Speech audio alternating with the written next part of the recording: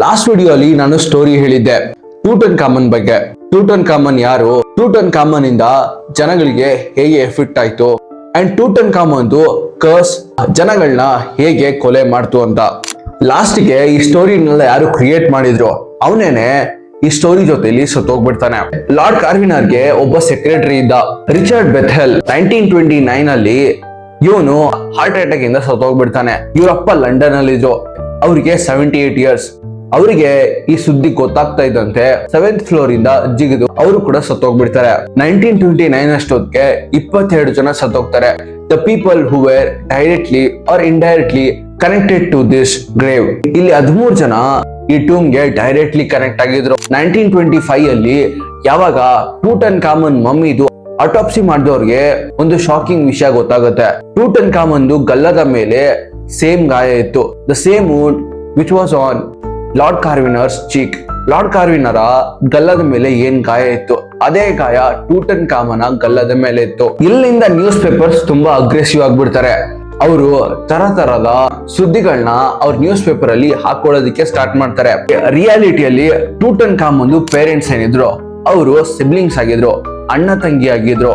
ಇಲ್ಲಿ ಟೂಟನ್ ಕಾಮನ್ ಕರ್ಸ್ ನ ಅರ್ಥ ಮಾಡ್ಕೊಳ್ಳೋದಕ್ಕೆ ಟೂಟನ್ ಕಾಮನ್ ಯಾರು ಮತ್ತೆ ಟೂಟನ್ ಕಾಮನ್ ಸಮಾಧಿ 3000 ವರ್ಷಗಳವರೆಗೂ ಹೇಗೆ ಬಚ್ಚಿಟ್ಕೊಂಡಿತ್ತು. 1329 BC ಯಲ್ಲಿ ಟೂಟನ್ ಕಾಮನ್ ಹುಟ್ಟುತ್ತಾನೆ. ಆ ಟೈಮ್ ಅಲ್ಲಿ ಏನ್ಷಿಯಂಟ್ ಈಜಿಪ್ಟ್ ಅಲ್ಲಿ ತುಂಬಾ ವರ್ಸ್ಟ್ ಕಂಡೀಷನ್ ಇತ್ತು. ಆಗ ಸಾವಿರಾರು ವರ್ಷಗಳಿಂದ ಏನ್ಷಿಯಂಟ್ ಈಜಿಪ್ಟ್ ಅಲ್ಲಿ ಸಾಕಷ್ಟು ಜನ ಬೇರೆ ಬೇರೆ ದೇವರನ್ನ ವರ್ಷಿಪ್ ಮಾಡ್ತಾ ಇದ್ರು. ಟೂಟನ್ ಕಾಮನ್ ತಂದೆ ಏನಿದ್ರು ಫ್ಯಾರೋ ಅಕೇನ್ ಆಟನ್, ಇವನ್ ಬಂದಾಗ ಇಡೀ ಈಜಿಪ್ಟ್ ಅಲ್ಲಿ ಇದ್ದ ದೇವರುಗಳನ್ನೆಲ್ಲ ರಿಜೆಕ್ಟ್ ಮಾಡ್ತಾನೆ, ಎಲ್ಲಾ ಸಾಮ್ರಾಜ್ಯಗಳನ್ನ ಮುಚ್ಚಾಕ್ತಾನೆ. ಅಂಡ್ ಅಲ್ಲಿ ವರ್ಷಿಪ್ ಮಾಡ್ತಾ ಇದ್ದಂತಹ ಎಲ್ಲ ಭಕ್ತರನ್ನ ಮತ್ತೆ ಪ್ರೀಸ್ಟ್ ಗಳನ್ನ ತೆಗ್ದಾಕ್ತಾನೆ. ಇದೆಲ್ಲ ಮಾಡಿ he says that there is only one god, ಆಟನ್. ಇಲ್ಲಿಗೆ ಈ ಎಕ್ಸ್ಪೆರಿಮೆಂಟ್ ಫೇಲ್ ಆಗ್ಬಿಡುತ್ತೆ. ಈಜಿಪ್ಟ್ ಅಲ್ಲಿ ಇದ್ದ ದೇವರುಗಳೆಲ್ಲ ವಾಪಸ್ ಹೋಗ್ಬಿಡ್ತಾರೆ. ಇದ್ದ ದೇವಸ್ಥಾನಗಳು ಹಾಳ್ಬಿದ್ದೋಗುತ್ತೆ. ಅಕೇನ್ ಆಟನ್ ಸತ್ತೋಗಿದಾದ್ಮೇಲೆ ಒಬ್ಬ 8 ರಿಂದ 9 ವರ್ಷ ಹುಡುಗ ರಾಜನ ಕುರ್ಚಿ ಮೇಲೆ ಕುತ್ಕೊಂತಾನೆ, ಟೂಟನ್ ಆಟನ್. ಅಕೇನ್ ಆಟನ್ ಸತ್ತೋಗಿದಾದ್ಮೇಲೆ ಒಬ್ಬ 8-9 ವರ್ಷದ ಹುಡುಗ ರಾಜನ ಕುರ್ಚಿ ಮೇಲೆ ಕುತ್ಕೊಂತಾನೆ, ಟೂಟನ್ ಆಟನ್. ಅಂದ್ರೆ living image of Aten. But later ಯಾವಾಗ ಅವನು ತನ್ನ ತಂದೆಯ ರಿಲಿಜಿಯಸ್ ಚೇಂಜಸ್ ನ ರಿವರ್ಸ್ ಮಾಡ್ತಾನೋ ಅವನು ತನ್ನ ಹೆಸರನ್ನ ಚೇಂಜ್ ಮಾಡ್ಕೊಂತಾನೆ, ಟೂಟನ್ ಕಾಮನ್. ಅಂದ್ರೆ ಲಿವಿಂಗ್ ಇಮೇಜ್ ಆಫ್ ಆಮನ್. ಅವನು ರಾಜನಾಗಿ ತುಂಬಾ ಕಮ್ಮಿ ಟೈಮ್ ವರೆಗೂ ಸರ್ವೈವ್ ಮಾಡಿದ್ದ. 18-19 ವಯಸ್ಸಷ್ಟೊತ್ತಿಗೆ ಅವನು ಸತ್ತೋಗ್ಬಿಡ್ತಾನೆ. 1968 ಅಲ್ಲಿ ಒಬ್ಬ ಪ್ರೊಫೆಸರ್ ಟೂಟನ್ ಕಾಮನ್ ಸ್ಕಲ್ದು ಒಂದು ಎಕ್ಸ್ರೇ ತಗೊಂತಾರೆ. ಅಲ್ಲಿ ಸೀಸ್ ದಟ್ ಒಂದು ಸ್ಕಲ್ ಅಲ್ಲಿ ಒಂದು ಡಾರ್ಕ್ ಸ್ಪಾಟ್ ಇತ್ತು. ಈ ಇಂಜುರಿನ ಸಾಕಷ್ಟು ಜನ ಮರ್ಡರ್ ಅಂತ ಗೆಸ್ ಮಾಡ್ತಾರೆ. ಆದ್ರೆ ಇಲ್ಲಿ ರಿಯಲ್ ಕತೆ ಬಂದು ಸ್ವಲ್ಪ ಡಿಸ್ಟರ್ಬಿಂಗ್ ಆಗಿತ್ತು. ಈಜಿಪ್ಟ್ ರಾಯಲ್ ಫ್ಯಾಮಿಲೀಸ್ ಅಲ್ಲಿ ಇನ್ ಬ್ರೀಡಿಂಗ್ ತುಂಬಾ ಕಾಮನ್ ಆಗಿತ್ತು.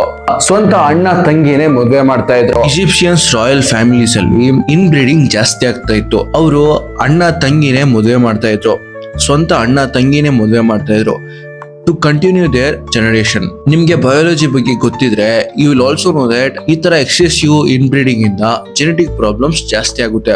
ಇದರಿಂದ ಟೂಟನ್ ಕಾಮನ್ ಬಂದು ಕ್ಲಬ್ ಫುಟ್ ಅನ್ನೋ ಒಂದು ಡಿಸೀಸ್ ಇಂದ ಸಫರ್ ಮಾಡ್ತಾ ಇದ್ರು. See the examples. ಈ ಕಂಡೀಷನ್ ಎಷ್ಟು ವರ್ಸ್ಟ್ ಆಗಿತ್ತು ಅಂದ್ರೆ he couldn't keep a step. ಅವ್ರು ಒಂದ್ ಸ್ಟೆಪ್ ಕೂಡ ಮುಂದೆ ನಡೆಯಕ್ ಆಗ್ತಾ ಇದ್ದಿಲ್ಲ ವಿತೌಟ್ ಸಪೋರ್ಟ್. ಅದಕ್ಕಾಗಿ ಅವ್ರ ಸಮಾಧಿಯಲ್ಲಿ 130 ವಾಕಿಂಗ್ ಸ್ಟಿಕ್ಸ್ ಇತ್ತು. And in spite of this ಅವ್ರಿಗೆ ಒಂದು ಡಿಸೀಸ್ ಇತ್ತು, ಪೋಲರ್ಸ್ ಡಿಸೀಸ್. ಇದು ಒಂದು ಬೋನ್ ಡಿಸಾರ್ಡರ್. ಇದರಲ್ಲಿ ಎಕ್ಸ್ಟ್ರೀಮ್ ಪೇನ್ ಇರುತ್ತೆ.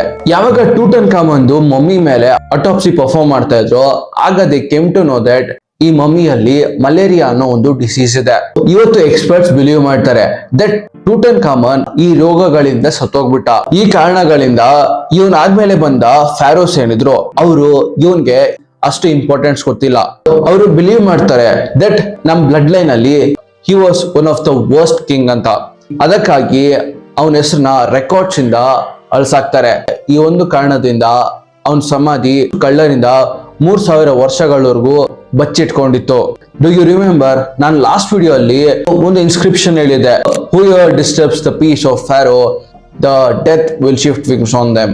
ಯಾರು ಈ ಫ್ಯಾರೋದು ಪೀಸ್ ನ ಡಿಸ್ಟರ್ಬ್ ಮಾಡ್ತಾರೋ ಅವ್ರನ್ನ ಸಾವು ಬಂದು ಎತ್ಕೊಂಡು ಹೋಗುತ್ತೆ ಅಂತ. ಇಲ್ಲಿ ನ್ಯೂಸ್ ಪೇಪರ್ಸ್ ಕ್ಲೇಮ್ ಮಾಡ್ತಾರೆ ಈ ತರ ಒಂದು ಕ್ಲೇ ಟ್ಯಾಬ್ಲೆಟ್ ಆ ಎಂಟ್ರೆನ್ಸ್ ಅಲ್ಲಿ ಇತ್ತು. ಅಂಡ್ ಕಾರ್ಟರ್ ಈ ಇನ್ಸ್ಕ್ರಿಪ್ಷನ್ ನ ನ್ಯೂಸ್ ಪೇಪರ್ಸ್ ಇಂದ ತೆಗೆದಾಕ್ ಬಿಡ್ತಾರೆ because he wanted workers to work there. ಇದನ್ನ ಕೇಳಿದಾದ್ಮೇಲೆ ಜನಗಳು ಅವನ ಹತ್ರ ಬಂದು ಕೆಲಸ ಮಾಡಲ್ಲ ಅಂತ. ಯಾವಾಗ ಎಕ್ಸ್ಪರ್ಟ್ಸ್ ಗಳು ಇದನ್ನ ತುಂಬಾ ಹತ್ತಿರದಿಂದ ನೋಡ್ತಾರೋ they came to know that ಈ ಶಾಪ ಬಂದು ಏನ್ಷಿಯಂಟ್ ಈಜಿಪ್ಟ್ ಭಾಷೆಯಲ್ಲಿ ಇಲ್ಲ, ರಾದರ್ ದೆನ್ ಮೇರಿ ಕ್ಯಾರಲಿಯ ಭಾಷೆ ಅಂತ ಅನ್ಸ್ತಾ ಇದೆ. ಇದೇನೆ ಅವ್ರ ಇನ್ವೆಸ್ಟಿಗೇಷನ್ ಅಲ್ಲಿ ಪ್ರೂವ್ ಆಗಿದ್ದು. ಆಕ್ಚುಲಿ ಒಬ್ಬ ಅಮೆಚ್ಯೂರ್ ಆರ್ಕಿಯಾಲಜಿಸ್ಟ್ ನ್ಯೂಸ್ ಪೇಪರ್ ಗೆ ಕೊಟ್ಟ ಕತೆ ಯಾವುದೇ ಪ್ರೊಫೆಷನಲ್ ಈಜಿಪ್ಟಾಲಜಿಸ್ಟ್ ಆಗಿರ್ಲಿಲ್ಲ. ಆ ಸಮಾಧಿಯ ಹೆಡ್ ಏನಿದ್ರು ರಿಚರ್ಡ್ ಆಡಮ್ಸನ್. ನಾನು ಎಕ್ಸಿಬಿಷನ್ ಸೈಟ್ ಅಲ್ಲಿ ಇರ್ಬೇಕಾದ್ರೆ ಒಬ್ಬ ಜರ್ನಲಿಸ್ಟ್ ಈ ಶಾಪಗಳ ಬಗ್ಗೆ ಕೇಳ್ತಾ ಇದ್ದ. ಈ ಸೇಸ್ ದಟ್ ನನಗೆ ಯಾವುದೇ ತರ ಇನ್ಸ್ಕ್ರಿಪ್ಷನ್ ಸಿಕ್ಕಿಲ್ಲ. The people who disturbs the peace of Pharaoh they will die. ಈ ತರ ಇನ್ಸ್ಕ್ರಿಪ್ಷನ್ ನನ್ಗೆ ಸಿಕ್ಕಿಲ್ಲ ಅಂತ. ಇದಕ್ಕೆ ನೀವೇನ್ ಹೇಳ್ತೀರಾ ಅಂತ ನನ್ನ ಕೇಳ್ತಾನೆ. ನಾನು ಅದಕ್ಕೆ ಏನು ಆನ್ಸರ್ ಕೊಟ್ಟಿಲ್ಲ. And I just smiled at him. ನಾನು ಬರೀ ಸ್ಮೈಲ್ ಮಾಡಿದೆ. ಇಲ್ಲಿಂದ ಅವನಿಗೆ ಬೇಕಾಗಿರುವಂತಹ ಕಥೆನ ಬರ್ಕೊಳ್ತಾರೆ. ಹೇಗೆ ಒಂದು ಟೀಮ್ ಸುಮ್ಮನೆ ಇರೋದ್ರಿಂದ ಒಂದು ಫೇಕ್ ಸ್ಟೋರಿ ವರ್ಲ್ಡ್ ಫೇಮಸ್ ಆಗುತ್ತೆ.